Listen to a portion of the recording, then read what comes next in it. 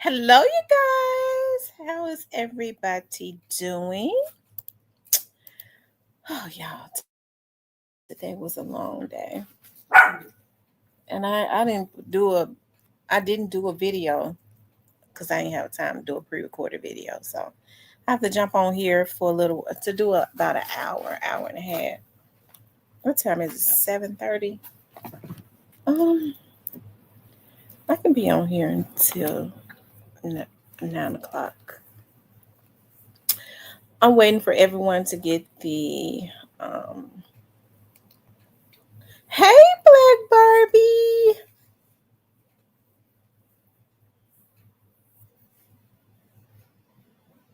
I'm waiting for everybody to get the notifications.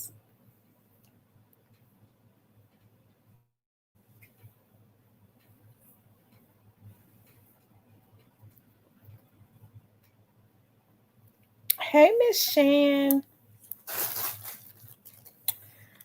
Hey, Anissa.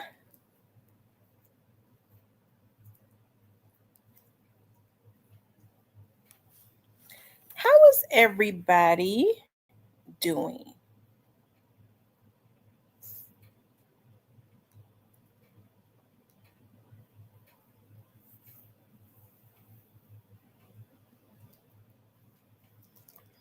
I'm just waiting for people to start getting the notifications and coming into the room. How was everybody's day today? Um, I'm trying to think of what I haven't eaten anything, and then when it get too late, I don't eat anything.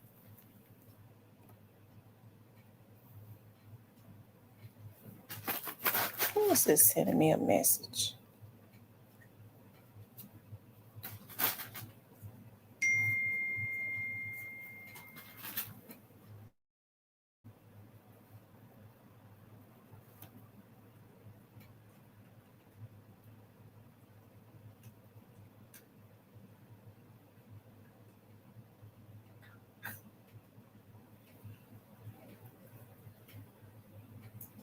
Child, please. How is everybody doing? Let's see. I see Felisa, Miss Nelly, Shan, Miss Muffin, um, Anissa. How is everybody doing? We're just waiting for people to come in. It's a Monday. Um, Mondays are always real long. I didn't even leave work until 6 o'clock. Hey, sports prediction. I didn't even leave work until 6.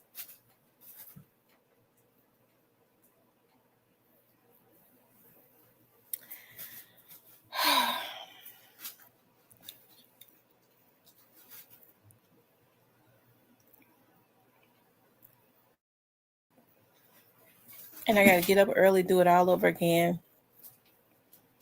Y'all, I have something so amazing happening in October. So amazing. So freaking amazing. Hey, Irvin Mack. Has it been 5 minutes yet? Y'all know we always just kind of wait 5 minutes. We're gonna talk about Young Thug. Y'all know I don't particularly. Yes, you guys, if you haven't hit the like button, please do hit the like button. If you haven't hit the like button, please do.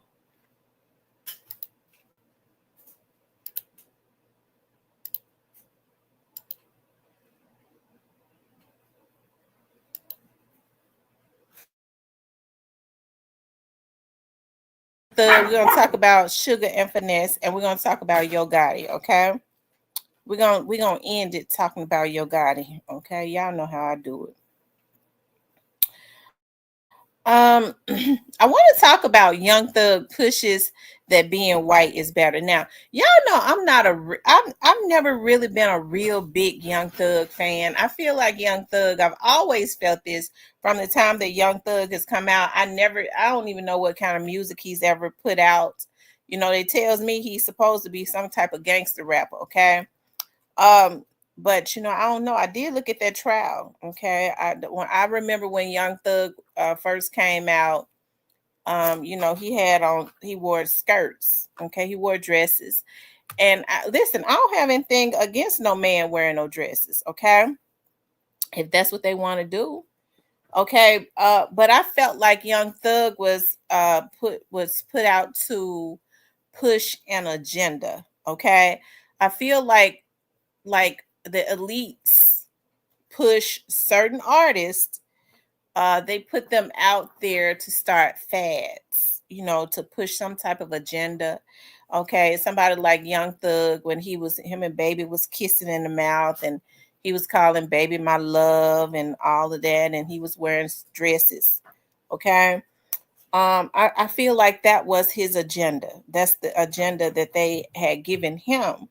And now, just like even with Kevin Gates, remember when Kevin Gates first came out, he was bragging about that he was messing around with his cousin. And what he said was he found out later on that she was his cousin, and he didn't stop screwing her because, his cousin's coochie was real good and all of that. Like, I don't respect nothing like that. Okay.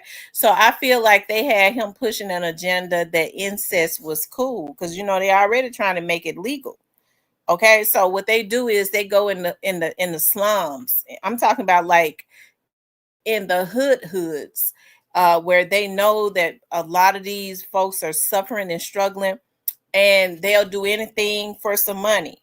Okay, they'll do anything to come out the hoods, and they kind of get them and give them a contract, and they push an agenda in the black community. Okay, I was listening to a guy that was on this show that I used to like. The guy is from out of New Orleans. His name is God.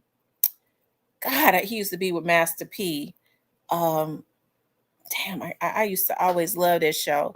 They called the guy on there with him was OG, Mr. Marcello. Mr. Marcello had some producers and some managers.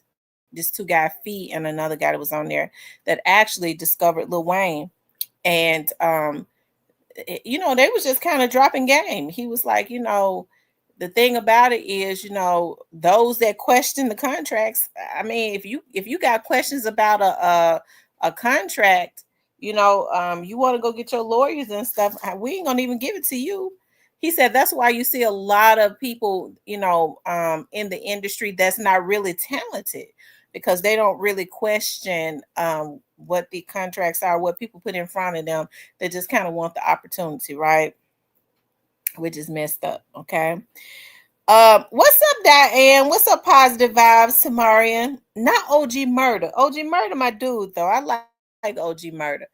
Um, so Young Thug has been one of those ones. I feel like from the time that he hit the scene that they had given him an agenda. Now, Young Thug, okay, when he was on trial, okay, a lot of people was rooting for him. I always believed that Young Thug did exactly what they said he did. I believe he was as vicious as they said that he was, because you have to think about Young Thug probably felt like, people didn't take him seriously. He wanted the respect, and he did it by being vicious, right? He understood that most street dudes remember him when he was wearing dresses and skirts and lipsticks and kissing Baby in the mouth and calling him my love and my sweetheart and all of that. Okay. So, hey, and listen, I don't have nothing against nothing like that. Okay. I want people to do whatever it is that they want to do as long as they ain't hurt nobody else. But I just still feel like he was put out there to push an agenda. Okay.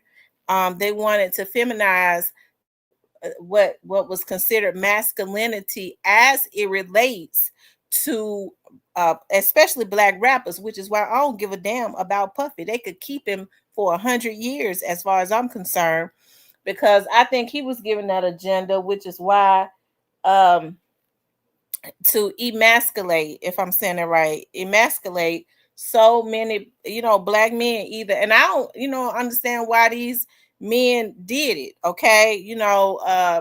A lot of people, you hear a lot of people say that he would blackball them to tell them they'd never work again. They was going to lose everything.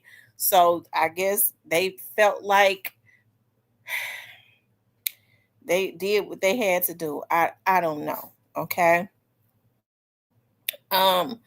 So like I said, I believe that Baby and Young Thug were boyfriend and girlfriend. Okay. And so and which I ain't got no issues with that if that's what they want to do. But yet and still, I never took his music seriously. Okay. I've never taken his music seriously. And I've never taken his music seriously or nothing like that. Okay. But now he's pushing, like I said, that being white is better. They've given him another agenda. Okay. We already know that Young Thug is confused and he hates what he sees when he looks in the mirror. Okay. He hates, I guess, the fact that he's a man. Okay. Because he probably want to be a woman, which is why he wears skirts. Okay. But let's look at this. Okay. Let's look at this.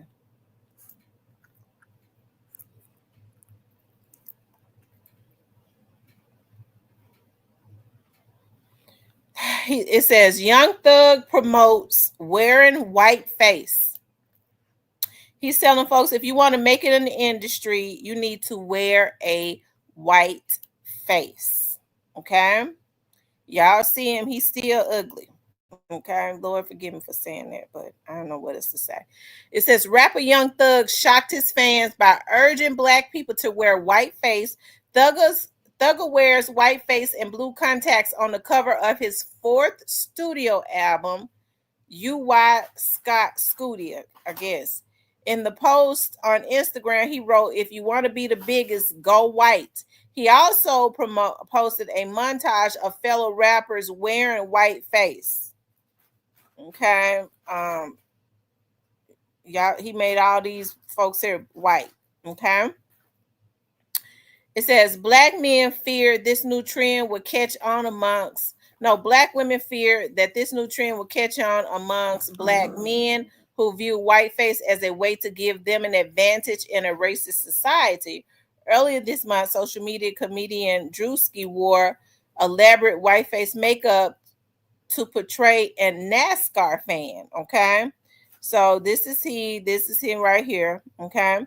It says Drewski's white face didn't go over well with NASCAR fans who accused him of reinforcing stereotypes by portraying them as rednecks and racist.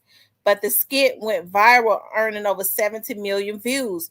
Whiteface is the reverse of blackface, in which white people performed on stage and in films while wearing blackface theatrical makeup. Young Thug also posted an image of a rapper 21 Savage pictured wearing white face. Twitter users reacted to the album cover with mockery and insults. One ex user wrote, "I beg you with everything you love, do not make this the cover of the art." Another person wrote, "Thug, the cover so ugly, this might genuinely affect streams." A third person commented, "I thought that shit was fake. Who told Thug white face for his album cover was the new wave? Had to be the Canadian." Okay. So we already know that Young Thug, he'll do whatever they tell him to do. Okay. It is very hideous. We know he'll do whatever they tell him to do. And this right here is why, when people say that that celebrities should be role models, listen, I've always said that celebrities they should carry themselves a certain way, but definitely not be a role model. You need to be the role model to your kids, because this right here, what he's doing is he's bringing back up some stuff that don't need to be brought up. Okay, because remember long back in the 50s and 60s and all of that, when people thought that if it ain't white, okay, it ain't right. Okay, the colorism, hey, stuff like that, right? My mother, okay, y'all know I'm a dark skinned girl, And when people ask me all the time, did you ever feel a certain way about being dark? Absolutely not. Um, I didn't have those issues, and I think my mother, who is uh, pretty fair skinned, she's gotten a little darker as she's gotten older. My dad, who is very dark complected, okay, um, um, always wanted me to know that I was dark and lovely, dark and beautiful, beautiful in my chocolate skin. So I just never had those type of issues. But I think my mother kind of saw that growing up, and the reason I say that too, my mother was one of the lighter skin of her cousins, right? And so my mom was real quiet and stuff. So she kind of saw that colorism stuff even in black families, right? Now, I have to say my family never treated me anyway, not even my cousins, my aunties, none of that, right? But I think that Thug is promoting something. And when you have a lot of black people that are already confused, they're not, that generational curse, a lot of us are still not comfortable um in I guess in our skin. I'm talking about as it relates to our race, right? You still have people that struggle with that is traumatized about being the darkest child in the family, or and it works both ways because I have very light skinned daughters, right? And hey, it could work both ways. You have family members that can be jealous of light complected kids. They go out of their way to let them know that they're not better. Okay, I never let it happen to my kids because I'd be ready to roll on somebody about my damn daughters, right? Always was. But I mean, it happens. There's just so much in the black community as it relates to colorism that still has not been resolved. And you got this damn coon right here, okay, that'll do anything for a damn dime. From the day he stepped on the scene, they gave his ass an agenda. I don't like him, okay? I just don't care for him. It's just all I just never have. It was just always, I just always knew that he was carrying out an agenda when the day he stepped on the scene with in a dress, okay? The one drop rule. That's right. Okay.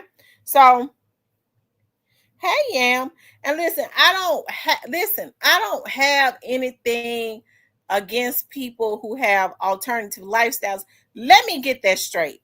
What I have issues with is what I consistently see them trying to do to the black community. I think we already got issues that has not been resolved. It needs to be resolved. Like we have so many issues within our community because of the curse of generational curses, okay, that was not resolved, that should have been resolved years ago, and it just turns into like a generational curse, right?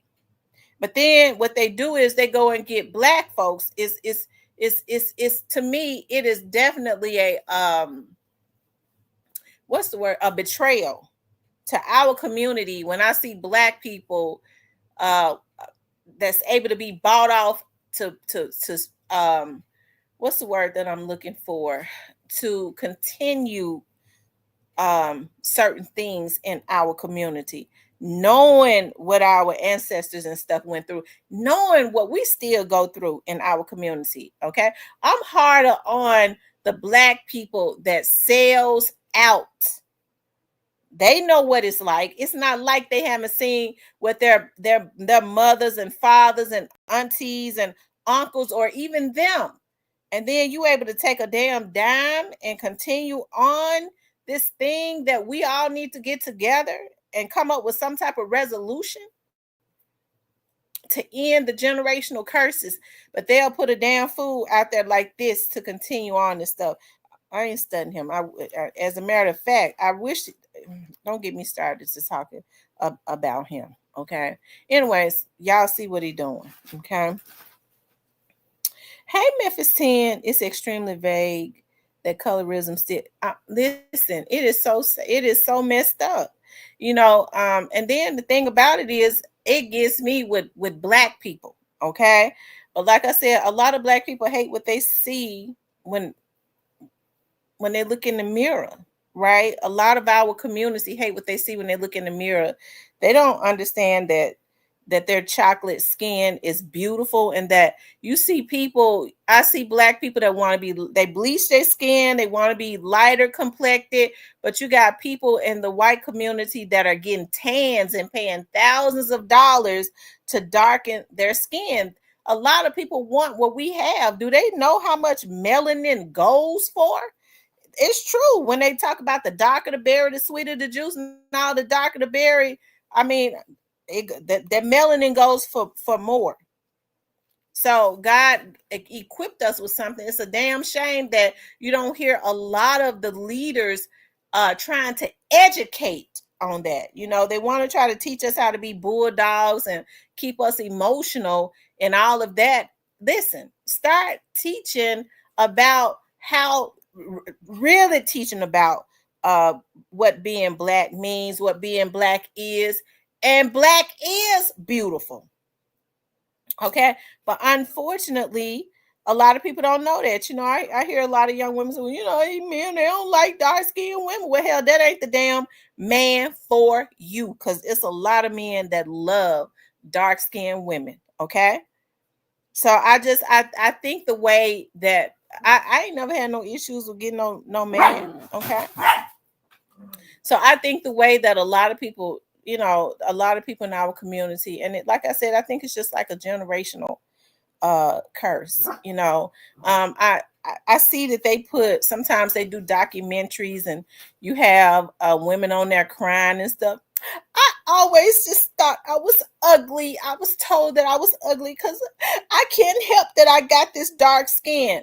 Are you kidding me? Why in the world would they even put documentaries on like that? And people get that, well, am I ugly because I got dark skin? I mean, it's really just sad, right? It's really just sad. I was listening. Like I said, I really wish that we could eliminate the self-hate.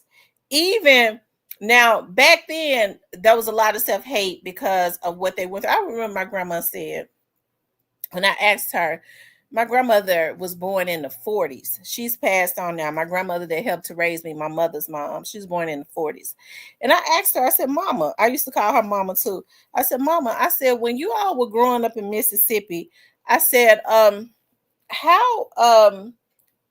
did y'all have any issues? Because y'all grew up in the backwoods of Mississippi.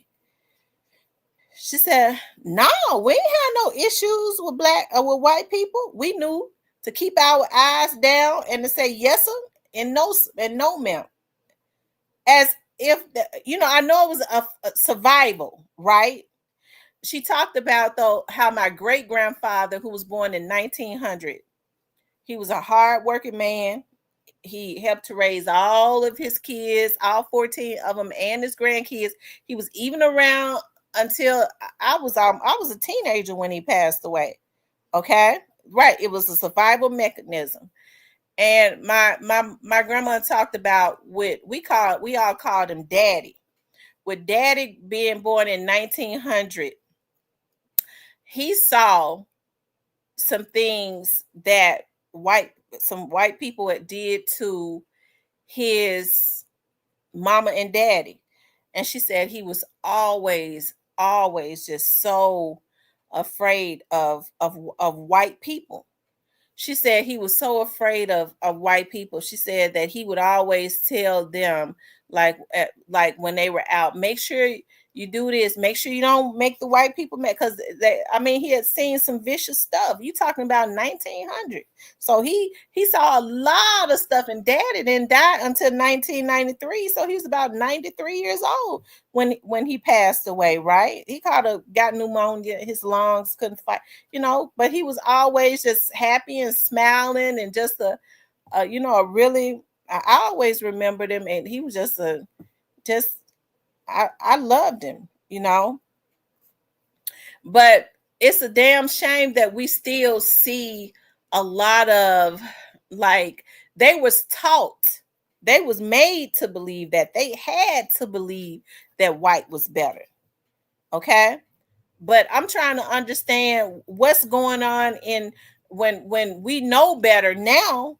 Are we supposed to? I'm trying to understand, why is it still a generational curse at this point, where people are ashamed of their darker skin, or you still got, people feeling like the closer you are to white, the better you are. Okay.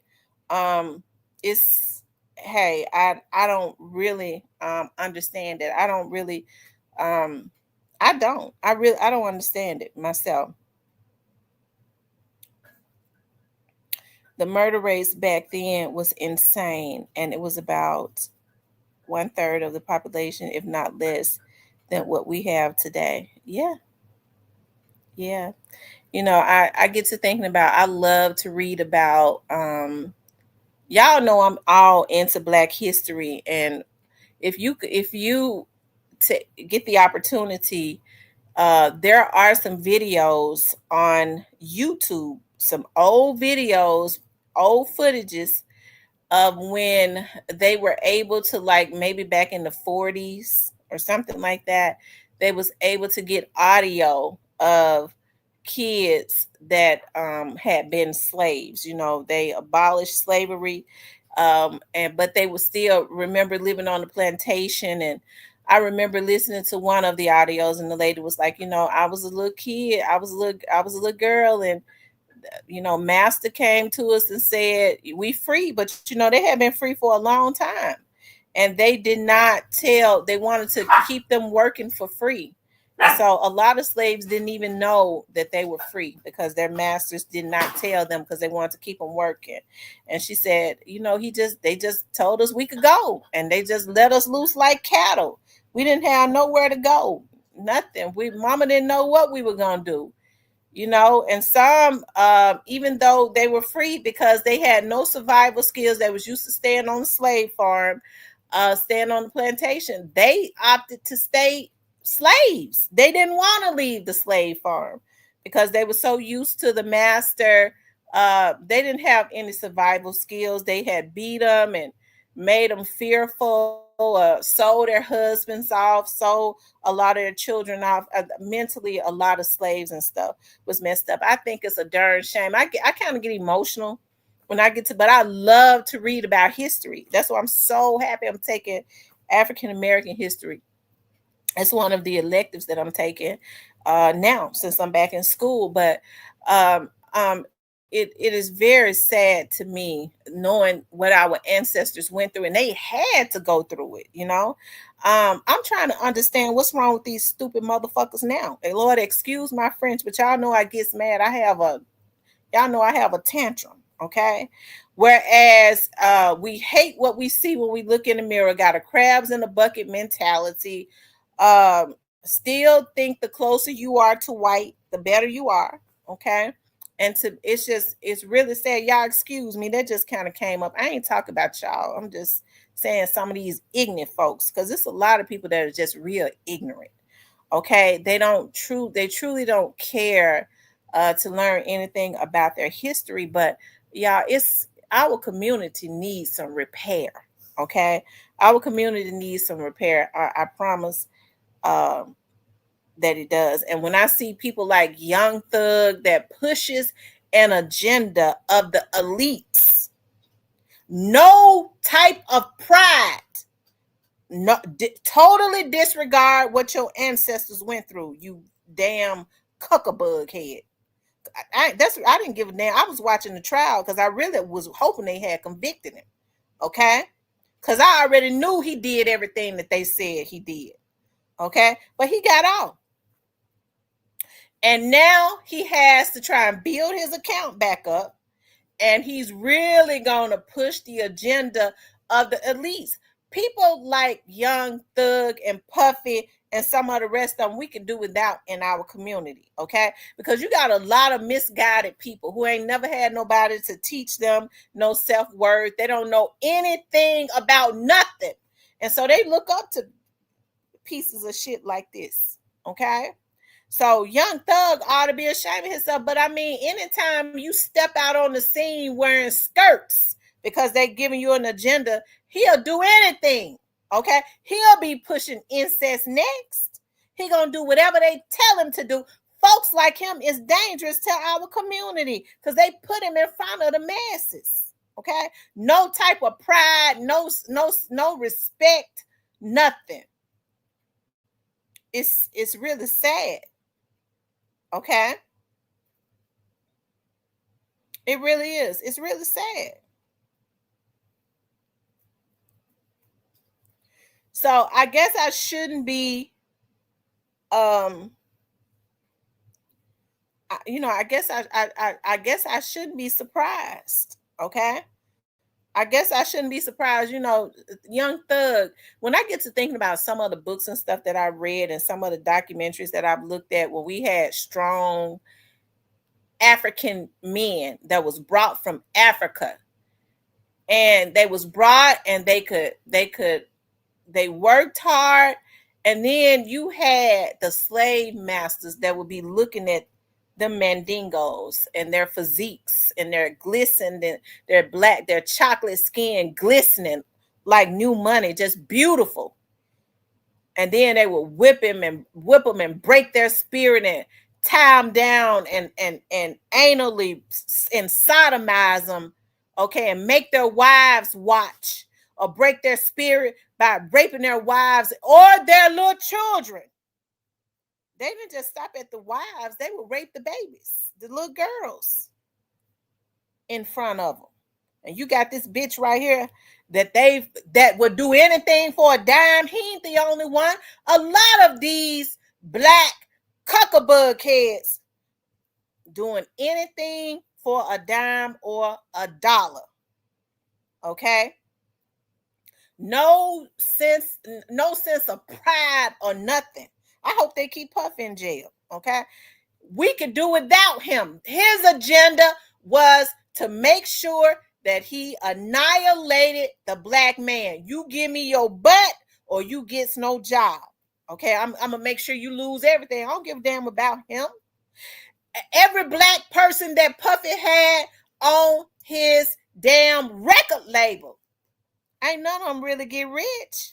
And so then I think about how soon do we forget as black people? The first thing black folks will say, well, they don't want to take down a black man. I was sitting reading a case at work today, and I was at work till 6:00. They did something to my nerves so bad it didn't make no sense. Okay, and so when I left, I got to thinking about, I don't know why Elvis Presley and Priscilla Presley came to my head. Okay, Elvis Presley and Priscilla Presley came to my head. Every time a black man gets indicted for trafficking of young girls, the first thing you hear a damn black person say, well, Elvis Presley was married to a 14-year-old. The white manses can do it, but the black manses can't. Women, if you got a man that think like that, get rid of his ass. He's a predator and he ain't no damn good. He ought to be dead. Okay? Excuse my French.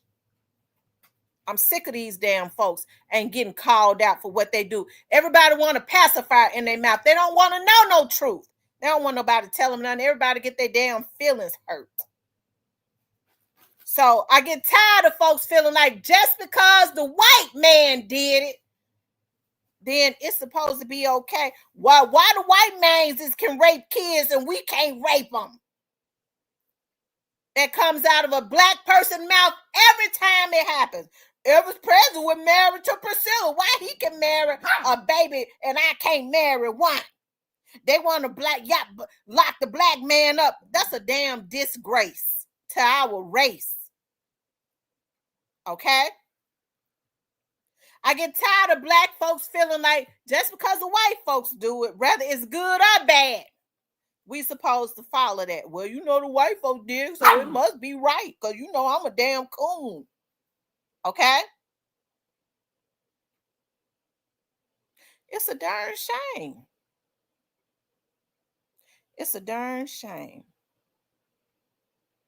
And I ain't got nothing against white people. I'm talking about black folks and the mindset. Okay?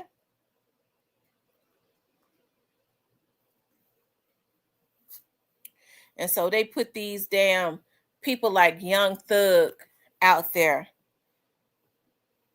people of his kind, to push an agenda. I told y'all about that when I was doing a show. I was doing a missing person show on a young lady. And I had did some investigative work on that some years back. And her mama begged it a national network. It was on TV, I believe, because they did a documentary on it. She begged them, please. Tamara put all them hours. She never charged us a dime. She let us come on her show when nobody else would talk to us. We would travel to Memphis. She's a skilled investigator. She did work for free. Please, if you're gonna put anybody on that show, on national TV, on that documentary on TV, put Tamara on there. She begged them. When I tell you, I started getting people started coming to my like page. And when I started looking at the pages, I know when pages are fake. I don't care how many friends they got on there. I know when they fake. Okay. And they would start asking me questions. And one of the young ladies, I even accepted her friend request. And they ended up getting another girl from out of St. Louis named Chandrea. She was a anchor. And I'm not mad at Chandrea. Okay. They ended up putting her on there. I said, what? She said, they told me, because she would call me, has any producers from New York called you? I said, no. She said, well, they're going to call you. They told this lady when they was doing that documentary, they had promised her, we're gonna go to Memphis and we're gonna get Tamara. That's why they was getting her to tell her story and do the documentary for free. Okay. And so she said, and then I found out they went behind our back and got Chandrea. When me and my husband said, we want Tamara to be in the documentary. And she said, they said, well, we watched Tamara. We watched her for months. She too outspoken. We wouldn't have been able to put her on there. We can't put Tamara on TV. She's too outspoken. Okay, they watched me. They watched my Facebook. That around that time, I was real radical.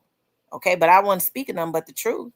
My dad was teaching me about politics, and the veil had been removed from my eyes, and I was mad as hell. So I was just speaking everything that was on my mind. Hey, Miss Candace. Okay. And so, I still would have went on there and told the truth. I've always been dignified. I know how to handle myself, but they didn't. They had another agenda. When they finished, they made them folks look like they were the ones that had did something to their own daughter. See, what they do is they wanted the mystery to be there. They didn't really want to tell the truth. They wanted to keep the audience engaged, so they ended up hurting their family more than they was already hurt. They already knew if they had got me on there, I wasn't going to go for it. I was not going to bite my tongue. I was going to tell the damn truth, and I was not going to let them do that on my watch. I wasn't going to go along with that. Well, maybe, this and that. Oh, well, that could be true. Hell no. They know that it ain't normal for a girl's car to be found on the side of the damn road. Somebody abducted her, and it was or did something to it. It was probably a boyfriend. They didn't want to hear that. They had another agenda. Okay. And I said that to say this, they don't want no strong people that's going to tell the truth. They go get the weakest folks that they know will bend for some money. It's a damn shame that people do anything for a damn dollar, for some paper. Money is paper. They do anything for it. They'll set up their own damn family members, okay? They'll set up their family members. Okay? But anyway, y'all, I guess I ain't surprised. I ain't gonna let Young Thug, because I had fought with even talking about that. I'm not gonna. We already know Young Thug is a coon, right? We know that he got to build his dollar. Don't be surprised if y'all don't see him hugged up with a man, and he doing it behind the scenes. What we ain't gonna be surprised if he bring it to the forefront. That he'll do it if they tell him to for some money. Okay, y'all, I ain't never wanted no man that would do, or I ain't never wanted to be around nobody that would do anything for some money. When they'll do anything for some money, that's a dangerous person. When you hear it, like, yeah, I get my money, I'm about my paper and this, and that. I just be looking at them. Okay, I just be looking at them. It ought to be something you won't do for some money. It ought to be. Okay,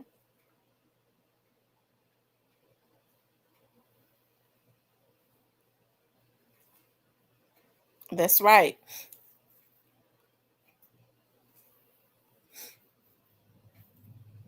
That's why they Judge Joe Brown, when he used to come over to my studio and do when I used to interview him, I got some of those lost interviews. I think Judge Joe Brown spoke about why they removed his judge show. It was one of the top rated shows, but um yeah, they wanted to get him to do some funny stuff in Hollywood, and he wouldn't do it. He talked about it. He was very outspoken with it. Okay. Anyway, child, I ain't. mm, I'm not. I'm really not surprised about nothing that Young Thug do. I saw a lot of rappers that had his they had his cash app up, on their Instagram. Okay. Mm-hmm. Yep, I sure did. I saw it. They were saying send money. Okay. Mm. I was getting ready to say something, but I ain't gonna say it. I'm God. I thank you for holding my tongue, because y'all know how I can get. I ain't gonna get like that. Lord, oh Lord, thank you for holding my tongue, because I was gonna say something real vulgar. Okay. Anyways, you guys. Also, I want to talk about Sugar Defends Finesse 2 times. I have to be praying, because when I get going, y'all know I'm from straight up out of South Memphis now. I get to think about some stuff. It was some real vulgar stuff that came to my mind. I was getting ready to say it, but I ain't gonna say it. Thank you, Holy Ghost, for the deliverance. It was gonna be real nasty too, Lord Jesus. Lord, thank you for deliverance. Okay, get this ugly man off my thing. Oh, Young Thug. Anyways, you all, listen, shout out to Cypress, y'all. Um Cypress sent me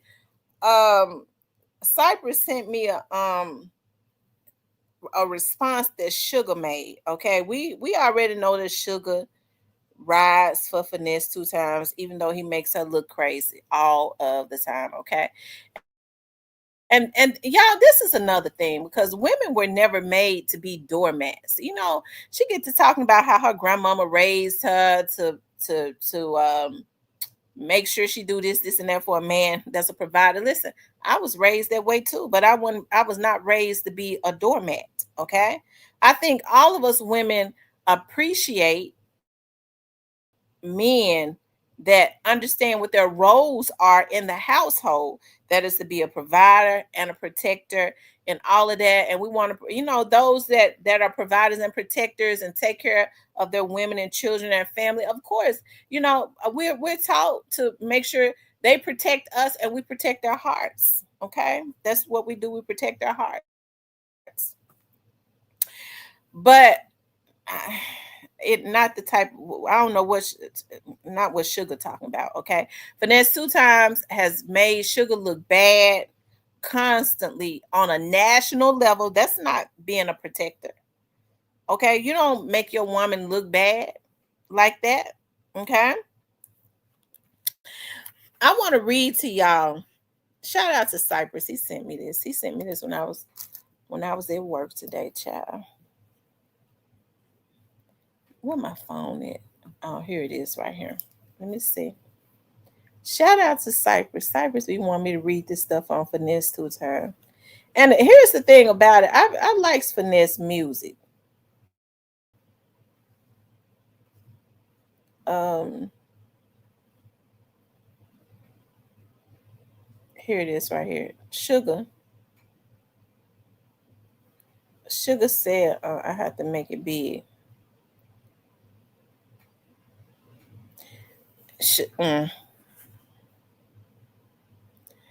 Big G, that's so awesome.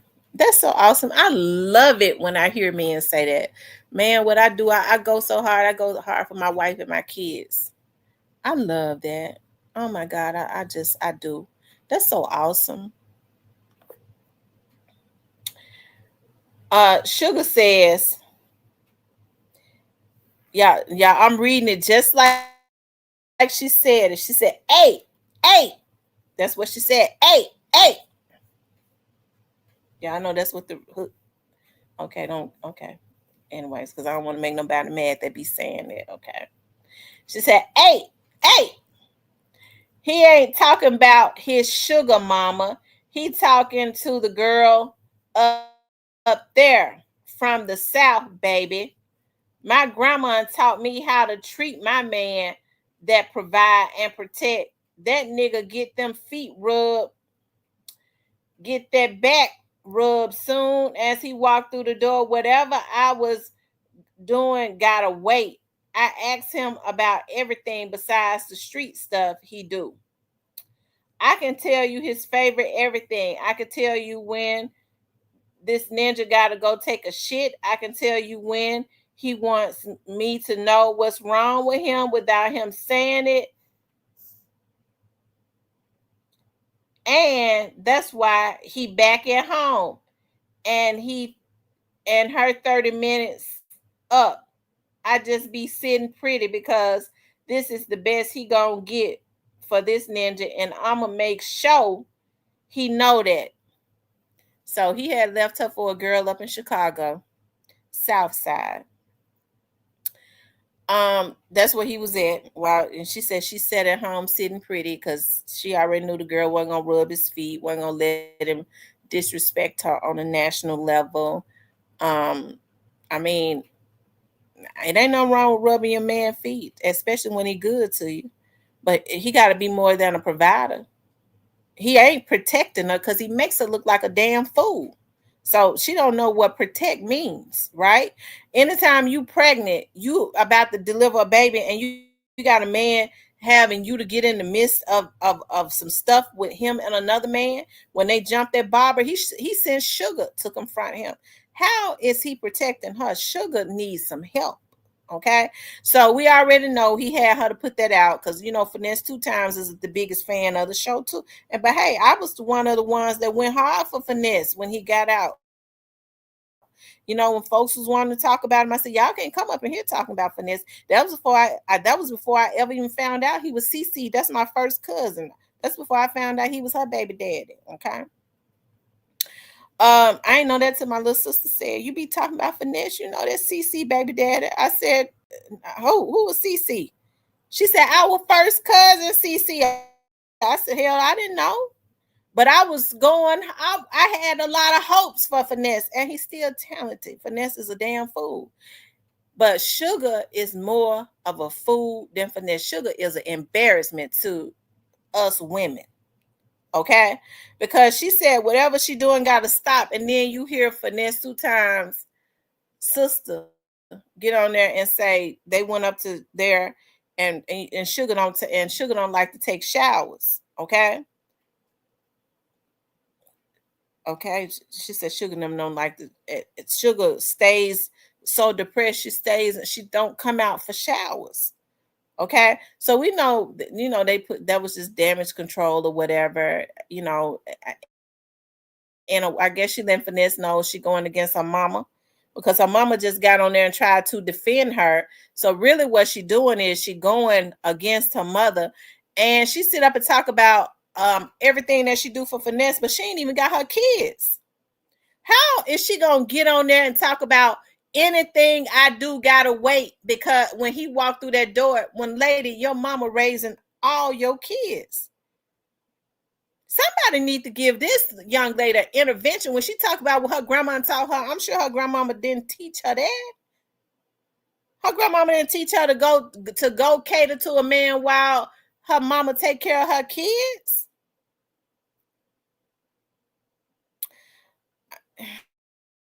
I think Finesse need to put Shuga in counseling, and he need to get into some too. And they need to be in. They need two different shrinks. Okay, she need her own shrink, and he need his. They don't need to be in there together. Okay, that's what they need. City Street. I'm sure she get 10 care, so she can get it through 10 care. She ain't even got it because his mama said he messed over 4 million. He ain't got it. Shrinks cost 100 and about 2 something an hour. You got some up to 500 something an hour, so she can use her 10 care and go sit on somebody's couch. City Street TV says I knew her when I seen her on your site. But if you notice, I never said where or how I knew her, knowing it was through him.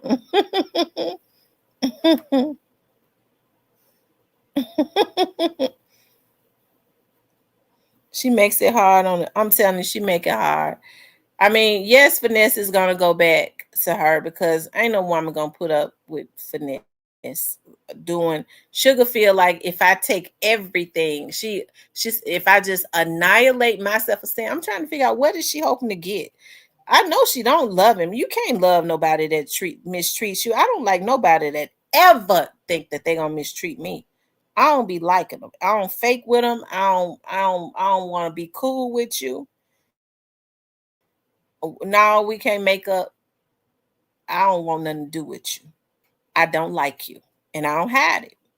Okay, but you got to draw blood first. So I'm pretty sure I don't. That's why I know it's something mentally wrong. You cannot love a man that mistreats you. I don't care what he gives you. He don't treat her right. Diane says she misinterpreted what her grandma said and did it how she want right and did how she wanted to do it. I'm sure her grandmother wouldn't have told her to leave her children with her mama and to cater to Finesse 2 times. What kind of man is Finesse 2 times? Well, we know what kind of man he is. I was going to say, because if he really loves Sugar, why don't he tell Sugar to get her kids? But then I forgot, Sugar mama said that Sugar kids don't want to be with Sugar because they don't like Finesse 2 times because of how he treats Sugar. King already said he'd be beating her up.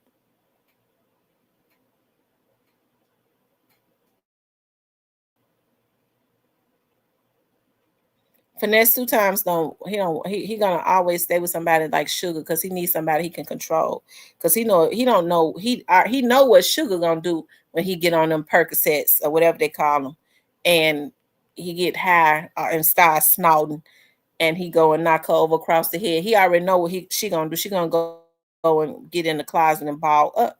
He don't know what another woman gonna do because she gonna go to that kitchen and she coming back with that knife. Okay, so he don't want those types of problems.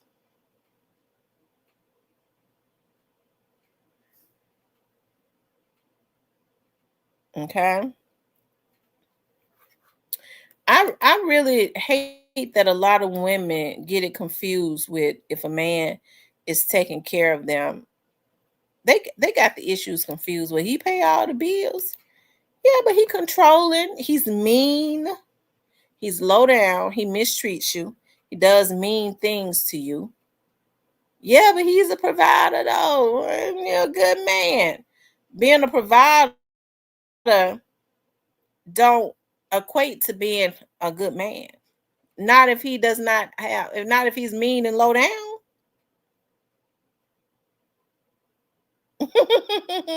Laylo said sugar, all right. Oh my God.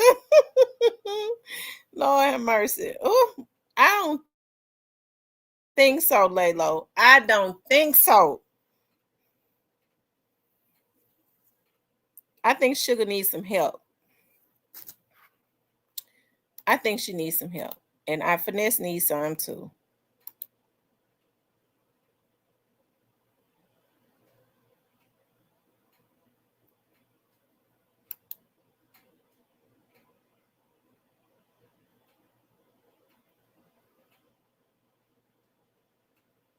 Okay. Y'all make sure y'all hit the like button. Make sure you guys please like, share, and subscribe. Any man that treats this woman wrong, what do a woman think about her?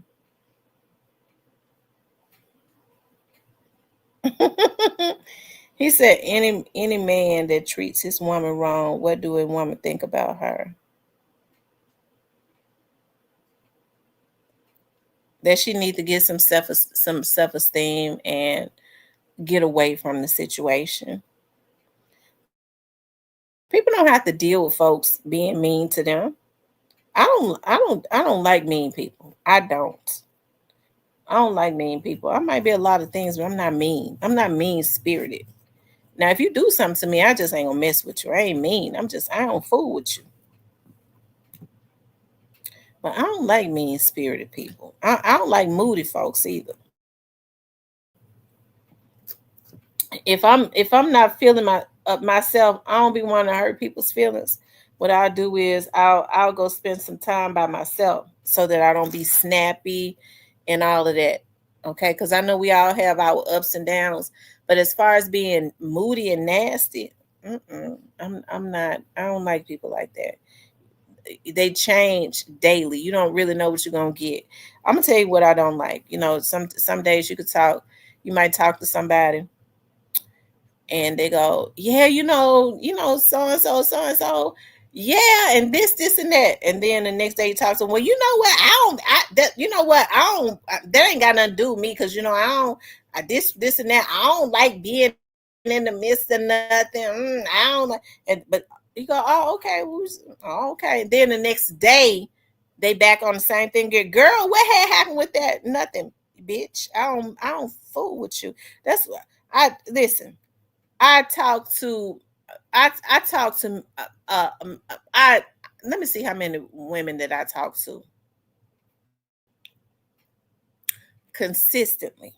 Okay, on a day-to-day basis. Um I talk Diane. I talk Diane every day. Diane is the same every single day. Even if she have a down day, she's still the same. And I ain't saying that ain't nobody else like that. I'm saying that's who that's who I talk to every single day. And I ain't never seen her be wishy-washy. Okay.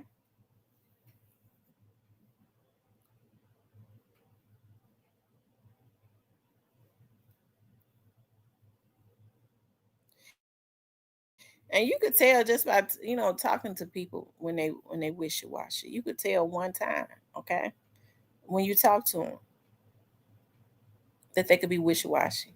You know who ain't who really him. I've talked to Joy loves God, and she's always been the same. We don't talk often, but I've talked to her. She's always been the same. ZK.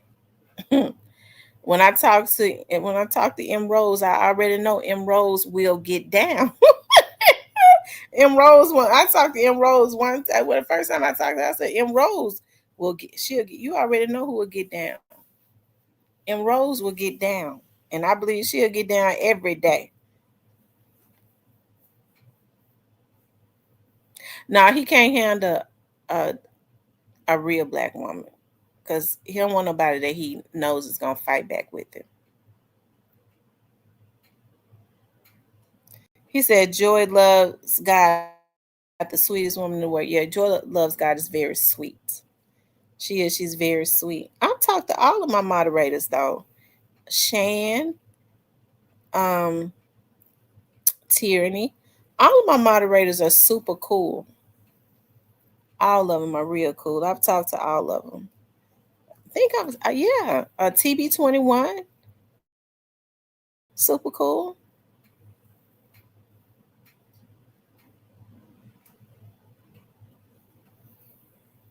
You can tell TB21 is real level headed.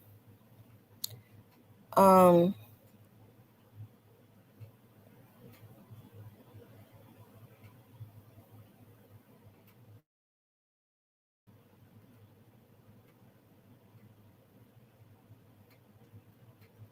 I agree, Tam. She is Diane Brown. Be chilling. Yeah. Thank you, Tyranny. Yeah, all my moderators are super cool.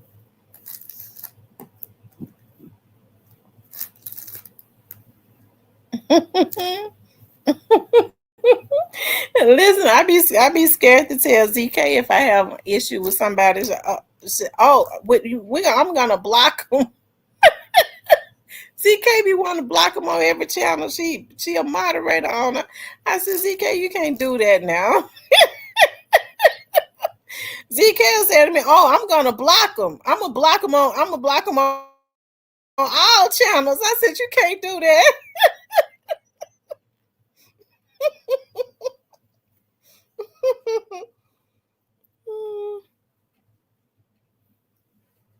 Y'all make sure y'all hit the like button for me. Make sure you guys, please, like he said, Laylo says, I'm catching on. You catching on?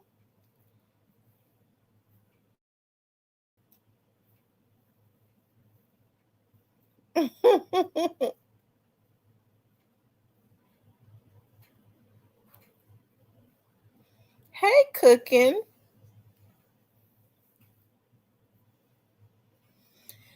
How's everybody doing tonight? Cooking. Or how are you doing tonight, cooking?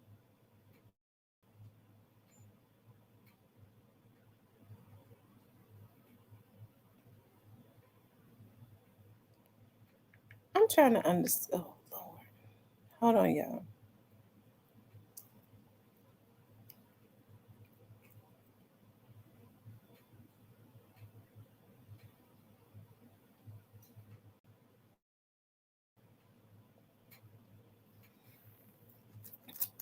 Well, I'm glad to hear that. Cyber says, Joy loves God, poison ivy in the bushes, baby.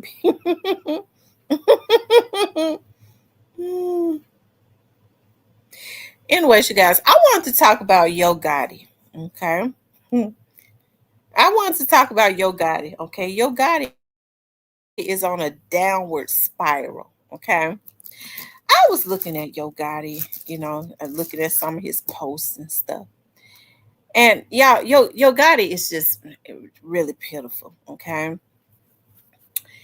And when you get to looking at his posts and looking at his pictures and stuff like that, and it's I don't know what it is about why all his, I guess he posts on Facebook or somebody be posting on on Facebook for quite a bit. You know what? Yo Gotti just been on a downward spiral since he did that sucker stuff. When he had them when he put that hit out on Young Dolph. Ain't nobody really, really respected him since he did that.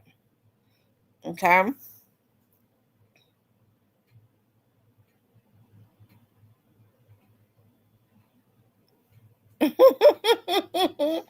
Cypress said, Yo Gotti winning, man. I can't tell he winning. What he winning?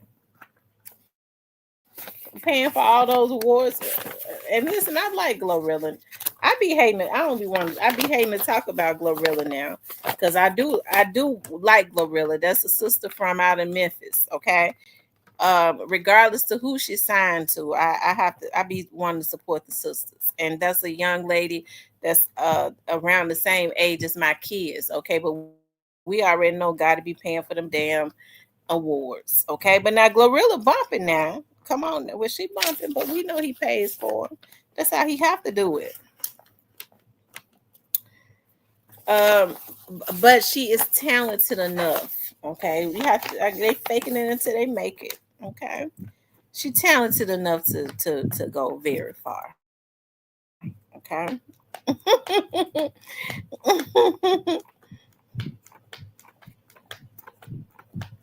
See,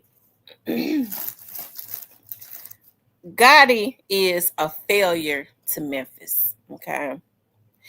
See, we all was proud of Yo Gotti. We all wanted to be proud of. Now I'm getting ready to bring a lot of exposing the truth.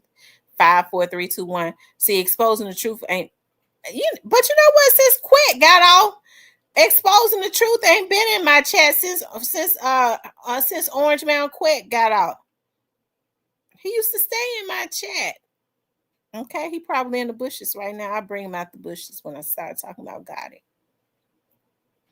Yeah, yeah, Cookie, she bumping. I can't take nothing from Glorilla. I think she's very talented.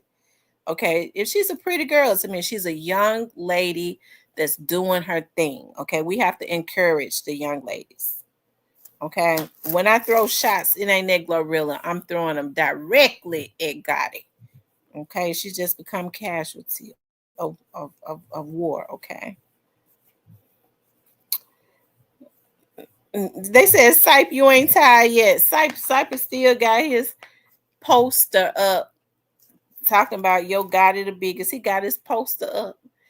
I guess I don't know who he trying to convince because we not convinced. I guess he trying to convince himself. Cypress be trying to convince himself. Look, they said, do you be getting mad when Cypress be in there cheerleading for God? I don't get We'll be crazy to be getting mad at that. We laughs because we know the truth.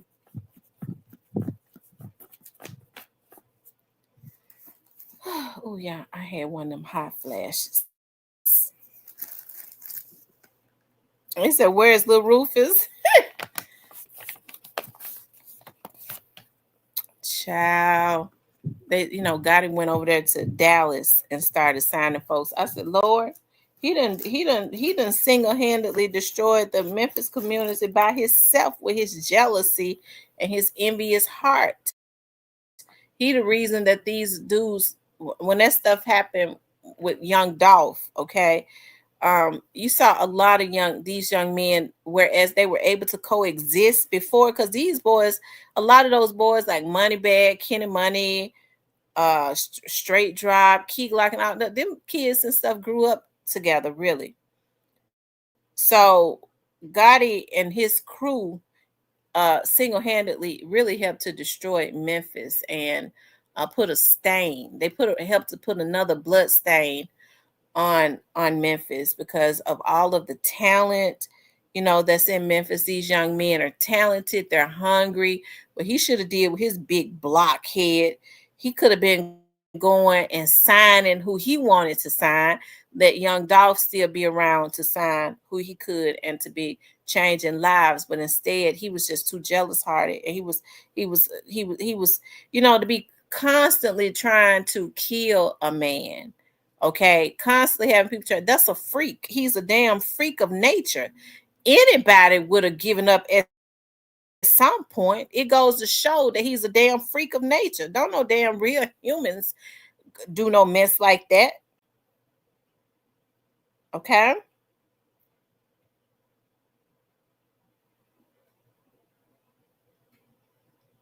Big G said Big Glow trying to get out of her contract. Yeah, because Glorilla's supposed to be able to go buy her own truck. I don't, got it going and taking her trucks and stuff, brand new trucks and stuff that she's made the money that she really paying for. But he think we ain't smart, so he goes on social media to show that he going over there taking her truck. Dolph had been doing that for his artists before he had him killed. Okay, so he's behind because that's something young Dolph had been doing. Okay, and could have did more for more people. Okay, until they got jealous and took him down.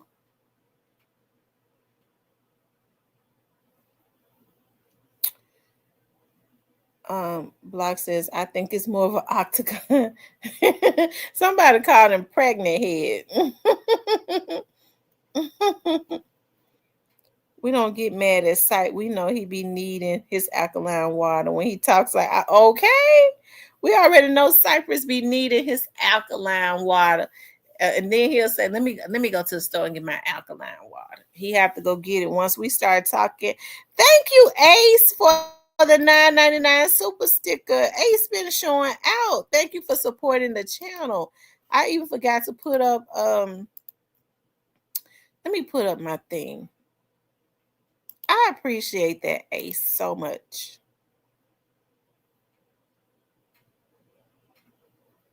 Let me put my goal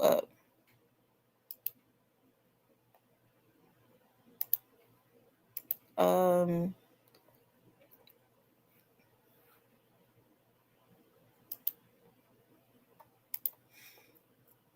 And thank you all for the cash apps, y'all. I be waking up and I see like over in the middle of the night, you all have sent me cash apps. I appreciate that so much.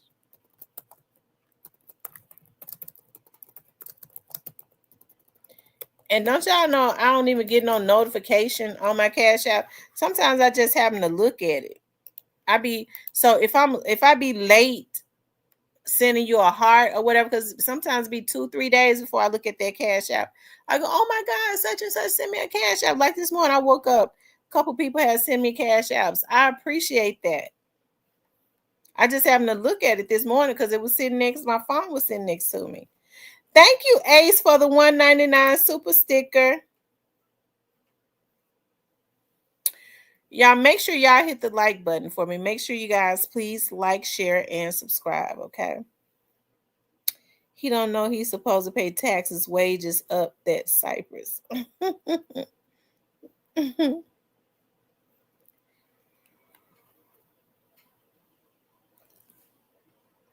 oh, y'all. I'm not gonna be able to go out this weekend because Auntie can't handle it. I'd be tired. It seemed like to me my body's so tired. I'm happy I went out. I went to a tea party this past weekend. It was so nice. Weekend before that, I went to the concert. I'm getting ready to go. Oh, I'll be going out of town in a couple weeks. And then when I come back, my dream come true. It's gonna happen. Just one thing that God is doing. Just one thing. One of the many blessings. I'll say that. One of the many blessings that was just, it came to me. It was just sat right in my lap. I know when things are for me because I don't look for it, it just comes to me. And God just lay it out in my lap and say that it's your time. It's your time to move to it. I guess I must have passed the test. Hey, listen, I could go on and on and on about how the last 2 years have been for me after my dad passed away. And then this year, at the beginning of this year, was not particularly good. But it seemed like like around the springtime, I started to feel better always. And then I think I just had a determination. I had a determination that I was going to get back to me 100%. Okay. I had a determination. So that's when I went and I went and started doing what was necessary to start losing weight. I started, God removed some things on up out of my life. And the devil started trying to do some things to try to take me back into my depression. But I fought on through it. Okay. And I've been happy ever since. Like I'm um finishing out my degree. Who would have ever thought that I would have even thought about that I could be talking, even consider going to law school? Because when I changed my major to pre-law, I was like, well, why don't you? They said, why don't you just go to law school? I never thought about it. I was like, I just want to be an investigator that knows the law. And so I think some of the attorneys that I've been working with been kind of talking me into getting my law licenses. I don't think I would ever, even if I do it, I would never practice. I would just have my law licenses, but I won't practice law. Okay. because I don't know if that's something I want to do, because I love being an investigator, you know. Um, yeah. So, like I said, I said that to say this. And when I started talking about stuff like that, it's not being braggadocious. When I started talking about stuff like that, it's to encourage people. People don't know the dark place that I had been in for the last 2 years. Listen, now when I think about my dad, like, I have his picture on my computer now as my screensaver. I used to couldn't look at my dad, right? I used to couldn't. I was very angry about some things that my stepmother had done. You know, my dad been married to this lady forever. This lady had been in my life since I was a little girl. Okay. And the whole time, very jealous of my relationship with my dad. Okay. Just really sad. You know, I thought that the lady cared about me, because I was like, what stepmama couldn't care about a child that she had been around, since I was a baby. Okay. Because my half sisters, it wasn't like I didn't, we grew up together. So my dad didn't keep us separate. We grew up together. I spent summers there. I thought that she was a nice stepmother. I didn't know that she had a jealousy, because even as a little girl, and she instilled that in my sisters, right? She instilled that in my sisters, and made my sisters. I remember my dad told me, my dad was really upset to even say that to me. Like, when one of my half sisters, who lived in the house, they lived in the house with my dad and my stepmother, right? Because they were married. And he was like, your sister wrote me a letter and said that I show you favoritism, and my dad was just very upset about it. I never thought that my dad showed me favoritism, but I said that to say this: like, they did some things when my dad passed away. My dad had just retired and gotten a whole lot of money, okay, from his pension. And so my dad died like a year after he got all that money. But what he did was, he allocated, he thought about us. My dad really generously thought about us. And I think with my stepmother, she felt like, why is it that he's going to I think she always felt like, because she was married to him, that her girls was supposed to get more than my dad's other children, especially me, even though I was there before she got married him, right? Um, yeah, she especially me. Um, I think she felt like my dad had given me too much while he was alive, and I wasn't her daughter. I think in her mind she was saying, he giving her all this, and this ain't even my daughter. So even though I was his daughter, okay. And I think I can, because my dad was a ladies' man. He was successful. He was a ladies' man, made a lot of money, and he wasn't an innocent person. But women are attracted to power. So as a woman, I could have felt, uh, I could have felt how I could have I could have felt whatever she felt, because my dad took care of that lady. He took care of her. She could have left him. She wouldn't dare leave him, because she liked the lifestyle. That lady, when my dad was in the hospital, that lady was sitting up talking about, I never bought, I don't know what to do. I never bought tissue paper. I ran out of napkins. Your dad always did everything for me. So he took really good care of her. So I guess that's why she didn't leave him. But if she felt that he had did anything, you know, like if he had stepped outside of the marriage or something like that, she could have left him. As a woman, I could have empathized with whatever hurt she felt, you know if she felt like my dad, um what's the word that I'm looking for, if he was weak to some of those advances, because he had a lot of them. Women likes power, okay, and he was the man, so he could. I guess they felt like he can give them what they want. but instead, I think she took it out on me. But what she had to understand was, even if I care, even if I felt sorry for her, I couldn't. I wasn't gonna stop loving my daddy. My loyalty was to my dad. I could have felt empathy for her and all of that, but I still wasn't a daughter. Okay. So and when I say that, I mean I wasn't gonna feel a certain way about my dad. I couldn't feel a certain way about my dad because of whatever mistakes she felt like he had made, but why she wanted to take it out on us. And so, anyways, I went through the stress of that because my dad left us a lot of money. He divided that money up, and that lady and her daughters, we had to go get a lawyer. I could not believe sisters that I had grown up with, but I've gotten past it. But they've had so much bad stuff to happen to them. I wouldn't wish it up on nobody, and God ain't through with them either.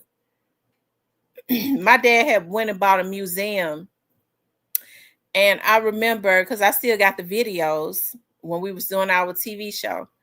And my dad went and got a museum, and my dad didn't tell us how sick he was. He says, "I'm going to help you all." He had renovated. He went downtown and bought a building. He had renovated the building. And I remember right before he got sick, we walked in there and I was like, "Oh my God, it's so beautiful." And he had like totally renovated. And he was making it a African American women's museum. Cornelia Crenshaw African American Women's Museum. As soon as when my dad slipped into that coma, I'll never forget that lady said to me, she totally changed from that meek and mild woman that she had played while my dad was alive, and said, "I'm going to take that museum and make it into my daughter's a banquet hall, her 3 girls." I said, "What?" A museum that my dad said I want for all 5 of my girls.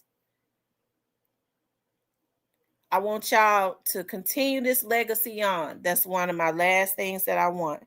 That lady said, your daddy didn't say that. He said he want me to make it for my daughters, for my girls, a banquet hall. Oh Lord, I didn't have to pray about that. Y'all, I'm telling y'all, them folks, my sisters, those 3, I will never acknowledge, nor will I ever speak to again. If I see them, I will not acknowledge them ever. That's why I'm gonna have Danny Kale on there. This is what ended up happening. I remember my sister Tony called me and said, they call me Chrissy. Chrissy, we trying to get daddy some medicine. That's when they started they was feeding him through a tube. We got to get his milk and stuff. It's like $700. My auntie kept saying, "I don't think y'all should sign over the power of attorney to her because your daddy got very good insurance, and he do. Your daddy had money.